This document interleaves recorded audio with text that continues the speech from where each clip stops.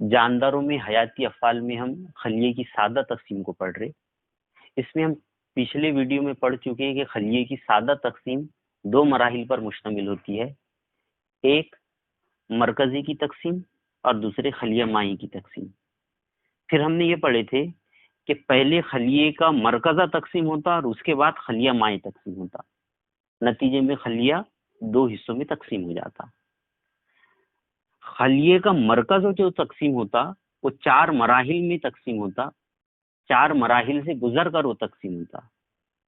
پہلا مرحلہ ہے ابتدائی حالت، دوسرا مرحلہ ہے درمیانی حالت، تیسرا مرحلہ ہے مابعد حالت اور اس کے بعد آخری مرحلہ ہے آخری حالت. سب سے پہلے ابتدائی حالت کو ہم کو پڑھنے کا ہے.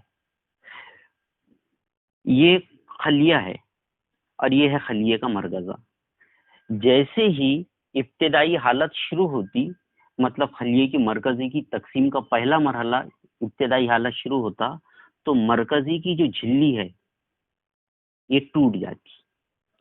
جیسے یہ ٹوٹتی، خلیہ مائع اور مرکزہ مائع یہ دونوں آپس میں مکس ہو جاتے، مل جاتے، اور یہ جو مرکزیچہ ہے یہ مرکزیچہ ڈی جنریٹ ہو جاتا، ٹوٹ پھوٹ ہو جاتا، غائب ہو جاتا. اس کے بعد یہ جو کروموزوم کے مختلف ریشے بکھرے ہوئے تھے، یہ کروموزوم سکڑتے اور ہم کو سلاخ نما نظر آتے.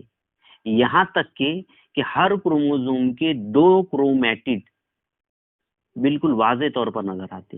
یہ ایک کرومیٹڈ، یہ دوسرا کرومیٹڈ. اس طریقے سے ہر کروموزوم کے دو کرومیٹڈ ہم کو واضح طور پر نظر آتے.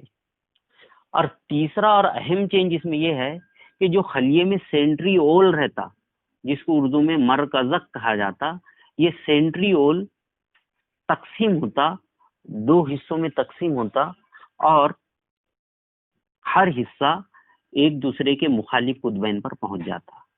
ایک یہ قطب پر، دوسرے یہ قطب پر. اور آگے جیسے جیسے ٹاپک بڑھیں گا آپ کے یہ سمجھ میں آئے گا کہ یہ جو دونوں قطب پر مرکزک پہنچ گئے، سینٹری اول پہنچ گئے، یہ خلیے کی تقسیم میں بہت اہم رول ادا کرتے.